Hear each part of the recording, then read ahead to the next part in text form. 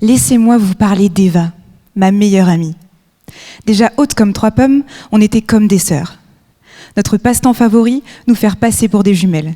Nos habits, nos jouets, même nos tics de langage étaient les mêmes. Parmi toutes ces similitudes, une seule différence. Sa maladie, rare, héréditaire et incurable. Transmise par son père, Eva est née avec la maladie d'Huntington.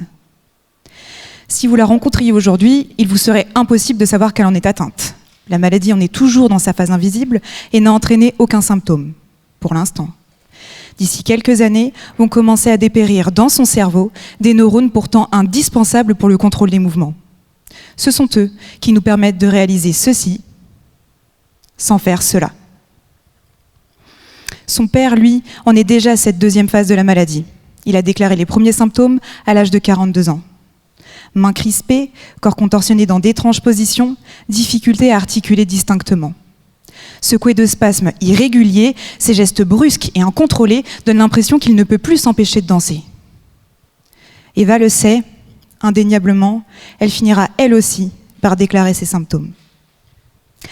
Aujourd'hui, j'ai l'opportunité de faire avancer la recherche sur cette maladie, pour laquelle une question principale subsiste. Pourquoi les symptômes n'apparaissent-ils qu'à l'âge de 40 ans ? Mais si je vous disais que quelque chose se passe avant, durant la phase invisible ? Cette hypothèse est le moteur de mes recherches et de ma thèse. Pour y répondre, un mode d'action. Observer l'impact de la maladie sur le développement du cerveau au cours des premières semaines de vie. Une région m'intéresse particulièrement, le striatum. C'est cette région qui contient les neurones qui finiront par mourir dans le cerveau d'Eva.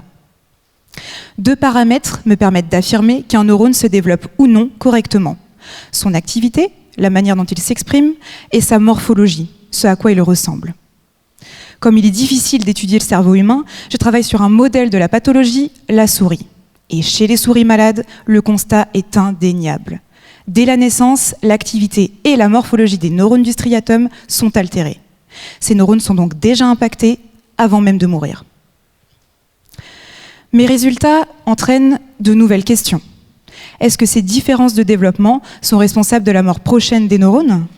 Et si tel est le cas, suffirait-il d'empêcher ces altérations pour conserver des neurones en bonne santé ? Ces questions, aujourd'hui sans réponse, représentent une piste de recherche prometteuse, dans l'espoir qu'un jour, un traitement soit élaboré. Et si finalement, il n'était pas trop tard pour Eva ? Merci.